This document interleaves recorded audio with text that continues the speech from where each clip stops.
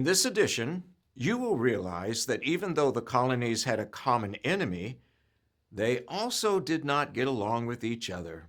And finding a common response to England was not easy.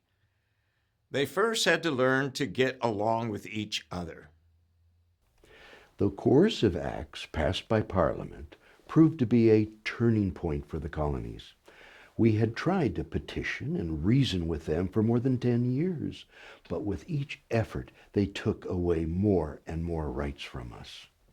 These rights were ours as English subjects and were written into our colonial charters. The colonies responded by meeting together on September 5th, 1774 in Philadelphia to discuss a united response to the mother country at what would be called the First Continental Congress. I was a delegate from Virginia. We met to show that we were united in our opposition to the many encroachments of Parliament and the Crown on the rights and affairs of the colonies. However, I must admit that we had not gotten along very well before the meeting as neighboring colonies. We had competed with each other for advantages in importing and exporting to England, and we had long-standing disagreements about where our colonial boundaries were. We disagreed over who could use our common rivers, and we were even hostile toward each other about our differing laws and currency values. Nevertheless, over the first few days of the Congress, we were able to put our differences behind us. Well, for the most part. And we had free-flowing discussions about our common grievances. On the second day, we were informed that General Gage had seized the provincial military supplies stored in Charleston, Massachusetts. This action added to our resolve to find a unified approach against the intolerable acts. We all agreed that the King and Parliament must understand that the coercive acts were viewed as a violation of our constitutional rights, our natural rights, and our colonial charters. But when it came to how we should respond to Parliament and the King, we found that we were once again divided. Pennsylvania and New York were given firm instructions to pursue some sort of resolution with Great Britain. The remaining colonies were split. Half of them wanted the Crown to treat the colonies as legislative equals, while the more radical half were prepared to separate entirely from Britain. During the contentious discussions and debates that followed, Joseph Galloway of Pennsylvania stood and introduced a plan of union between Great Britain and the colonies. Fortunately, it was generally acceptable to most of the delegates. It proposed a popularly elected Grand Council that would represent the interests of the colonies as a whole and would be equivalent to the English Parliament. The Council would confer with a President General who would be appointed by the Crown to represent the authority of the King in America.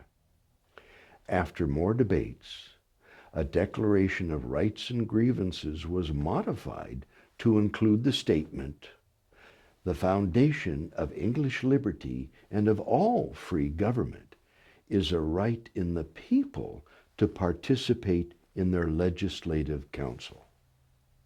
And it was set to be voted on.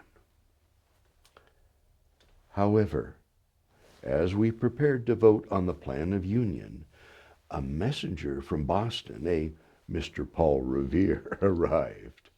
He delivered a copy of the Suffolk Resolves to the Congress, which was a Massachusetts response to the intolerable acts. We found it to be so well written that we adopted it, and it became our first official act as our declaration and resolves rather than Galloway's plan of union. The Declaration outlined colonial objections to the coercive acts, and it called for their repeal. It also indicated there should be a boycott of British goods, a colonial bill of rights, a detailed list of grievances, and a call for the colonies to form and train their own colonial militias. Several days later, a Continental Association was formed to coordinate the colonial boycott or non-importation agreement in an effort to bankrupt Britain and save America. Brian Fairfax, a longtime friend of mine, urged me not to support the Continental Association, but to petition Parliament again. I responded to him, "We have already petitioned His Majesty in as humble and dutiful a manner as subjects could do. Shall we after this whine and cry for relief when we have already tried it in vain? Or shall we supinely sit and see one province after another fall, a sacrifice to despotism?" No, I no longer saw petitioning as a useful tool in changing Parliament's ways. In the end, the First Continental Congress passed and signed the Continental Association and its declarations and resolves.